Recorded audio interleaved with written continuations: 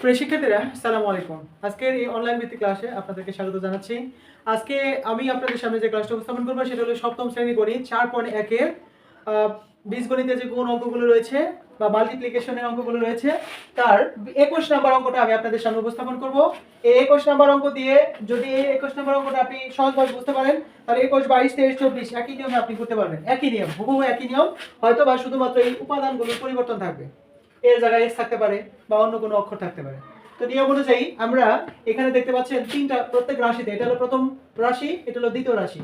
এই প্রথম রাশিতে তিনটা পদ রয়েছে, একটা দুইটা তিনটা, এখানেও একটা দুইটা তিনটা। তো নিয়ম অনুযায়ী আমরা কিন্তু এরকম গুণ অনেক করেছি যে 3, 4, 5, আবার 2, 3, 1, এইভাবে আমরা গুণ করেছি। 5 কে 5, 4 কে 4, 3 কে 3, এক ঘর কাটা। 3 5 15, 5 হাতে থাকে কত 1, 3 4 12, 1 13, 3 হাতে থাকে 1, 3 থেকে 9 রেখে কত 10, আরেক ঘর কাটা। এবার তৃতীয় স্থানে ঘর কাটা থাকবে। 5 দুগুণ 10 শূন্য হাতে থাকে 1, 3 4 দুগুণে 8 একে কত 9, এরপর হলো 3 দুগুণে কত 6, 3 দুগুণে কত 6। এইভাবে কিন্তু আমরা অঙ্ক করেছি। 5 4 5 9, 3 3 9, 3 3 6, তারপর 9 6 কে কত 7, ৭৯,৬৯৫ এরকম গুণ করেছি না আমরা। যার যার অবস্থান থেকে দেখেন, এই যে অবস্থানে যার যার অবস্থানের সংখ্যাগুলো হয়েছে, এর বাড়ি কিন্তু হয়নি। ঠিক এরকম করি আমরা এখানে ফ্রেম করেছি বা ফরম্যাট করেছি। আমরা ওভাবে করব। a স্কয়ার দ্বারা b স্কয়ারকে গুণন, প্রথমত a স্কয়ার দ্বারা b স্কয়ারকে গুণ করব। a স্কয়ার দ্বারা b স্কয়ারকে গুণ করলে a স্কয়ার b স্কয়ার কি হবে বলেন তো? a স্কয়ার b স্কয়ার, কারণ এখানে a এখানে b দুটোর সাথে কোনোদিন মিশ্রণ করবে না। এরপর a স্কয়ার দিয়ে এটাকে গুণ করব। এটাকে গুণ করতে হলে এখানে আছে প্লাস, এখানে আছে কি প্লাস, এখানে ছিল প্লাস, প্লাসে প্লাসে প্লাস, এবার এই প্লাসে প্লাসে কি প্লাস।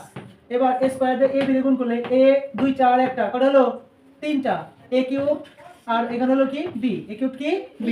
এবার a স্কয়ার দ্বারা a স্কয়ার কে গুণ করব, এখানে এটাকে গুণ করব। তাহলে a স্কয়ার দিয়ে a স্কয়ার গুণ করলে এখানে দুইটা, এখানে দুইটা, দুইটা দুইটা করে বলেন তো চারটা, a টু দি পাওয়ার 4। আপনি কি বুঝতে পেরেছেন এটুকু? এখানে প্লাস, প্লাসে প্লাসে প্লাস, বাম পাশে প্লাস দিতে হয় না। এবার এক ঘর কাটা, এক ঘর কি কাটা, এই ঘর কাটা, কারণ একক স্থানীয় অঙ্ক দ্বারা গুণ করা শেষ। এবার দশক স্থানীয় অঙ্ক দ্বারা বা এই চিহ্ন দ্বারা এগুলোকে কি করব আমরা গুণ করে যাব। এবার ab দ্বারা b স্কয়ারে গুণ করতে হবে। ab দ্বারা b স্কয়ারকে গুণ করলে এখানে এর এই থাকবে, এর এ থাকবে, এই ঘরে কিন্তু হচ্ছে না, বুঝতে পারছেন? এটা হলো চিহ্নর ঘর, এই অক্ষরের নিচে অক্ষর বসাতে হবে। তো এই ab দ্বারা ab দ্বারা b কে গুণ করলে b স্কয়ার কে গুণ করলে এর a, b এখানে একটা, এখানে দুইটা, একটা দুইটা করে হলো তিনটা, b কিউব লিখলাম এখানে। এবার ab দ্বারা এখানে আছে দেন তো n আছে মাইনাস এর প্লাস, প্লাসে মাইনাসে কি হবে মাইনাস, এই মাইনাস এই প্লাস, প্লাসে মাইনাসে কি মাইনাস। এই মাইনাসটা কিন্তু এই পাশে বসবে না, সব সময় এই অক্ষর বা চিহ্নের আগে বসতে হবে, এটা পিছনে বসবে না, মনে থাকবে। কারণ এটা দ্বারা এটাকে গুণ করা হয়েছে, চিহ্নটাও ঠিক প্লাসে মাইনাসে মাইনাস এই জায়গায় বসবে। এবার এই ab দ্বারা এই ab কে গুণ করতে হবে। ab দ্বারা ab কে গুণ করলে a আর a গুণ করলে কি হয় বলেন তো a স্কয়ার, আর b আর b গুণ করলে কি হয় বলেন তো b স্কয়ার। এবার এখানে আছে মাইনাস, এবার এখানে আছে প্লাস, প্লাসে মাইনাসে কি মাইনাস, প্লাসে মাইনাসে কি মাইনাস লিখলাম। এবার ab দ্বারা a স্কয়ার কে গুণ করব। ab দ্বারা a স্কয়ার কে গুণ করলে a আর a স্কয়ার গুণ করলে কি হবে, অর্থাৎ দুইটা আর একটা কয়টা হলো তিনটা। তারপর এখানে হলো b, b লিখলাম। এবার এখানে মাইনাস, এটা মনে মনে কি ছিল আছে বলেন তো প্লাস, প্লাসে মাইনাসে কি মাইনাস, প্লাসে মাইনাসে কি মাইনাস। তাহলে এই ঘরটা শেষ হলো। এবার এই তৃতীয় স্থানের অঙ্কটা বাদ যাবে, বুঝতে পেরেছেন? এই তৃতীয় স্থানের অঙ্ক বাদ যাবে কেন? কারণ এই দুটার কাজ শেষ। এখন এটা দিয়ে আমি পুরোটাকে গুণ করব। তো b স্কয়ার দিয়ে যদি আমি প্রথমে b স্কয়ার কে গুণ করি তাহলে কি হবে বলেন তো b to the power 4, b to the power 4। এই b স্কয়ার দিয়ে b স্কয়ারে গুণ করলে b টু দি পাওয়ার 4, এখানে প্লাস, এখানে প্লাস, প্লাসে প্লাসে প্লাস। এবার b স্কয়ার দিয়ে ab দিয়ে গুণন করলে এখানে আছে প্লাস, এখানেও প্লাস, প্লাসে প্লাসে প্লাস, b স্কয়ার দিয়ে ab দিয়ে গুণ করলে ab কিউবড, ab কিউবড। এবার এখানে আছে প্লাস, এখানে প্লাস, প্লাসে প্লাসে প্লাস, কারণ b স্কয়ার দিয়ে ab দিয়ে গুণ করলে এখানে এর এই থাকলো, এই b দুইটা আর একটা তিনটা, দুইটা একটা কয়টা তিনটা। ক্লিয়ার হয়েছে আপনাদের? এরপর b স্কয়ার দিয়ে a স্কয়ার কে গুণ করব, এখানে আছে প্লাসে প্লাস দেওয়ার পরে b স্কয়ার দিয়ে a স্কয়ার গুণ করলে a square b square, a square b square. আপনি কি বুঝতে পেরেছেন এইটুকু? তাহলে তিনটা স্টেপে কিন্তু আমি কি করেছি, গুণ করেছি। দেখেন কোন অক্ষরের পিছনে কোন অক্ষর বসেছে। এবার আমরা এটাকে কি করব, যোগ করে দেব, টোটাল এটাকে কি করে দিব, যোগ। আচ্ছা, এখন যোগ করতে হলে দেখেন এখানে প্লাস স্কয়ার বি স্কয়ার, এরপরে দেখেন এখানে মাইনাস স্কয়ার বি স্কয়ার, দেখছেন এই যে মাইনাস স্কয়ার বি স্কয়ার, এখানে প্লাস স্কয়ার বি স্কয়ার। আগে বলেছিলাম যদি কোনো সংখ্যায় সংখ্যায় অথবা অক্ষরে অক্ষরে মিলে যায়, একটার আগে প্লাস আর একটার আগে মাইনাস থাকে, তাহলে দুইটা ভ্যানিশ হয়ে যায়। এই দুইটা কি হয়ে যাবে? ভ্যানিশ হয়ে যাবে।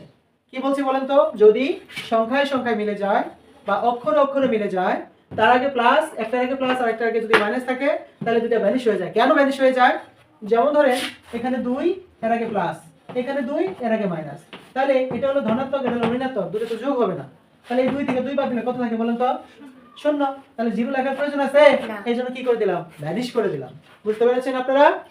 এবার দেখেন এখানে প্লাস এ কিউব বি, এরপর হলো এখানে মাইনাস এ কিউব বি। এই যে দেখেন এ কিউব বি, এ কিউব বি, এর আগে প্লাস এর আগে মাইনাস, তাহলে সংখ্যায় সংখ্যায় বা অক্ষরে অক্ষরে মিলে গেছে, এটার আগে প্লাস এটার আগে মাইনাস, দুটো কি হয়ে গেছে? ভ্যানিশ হয়ে গেছে।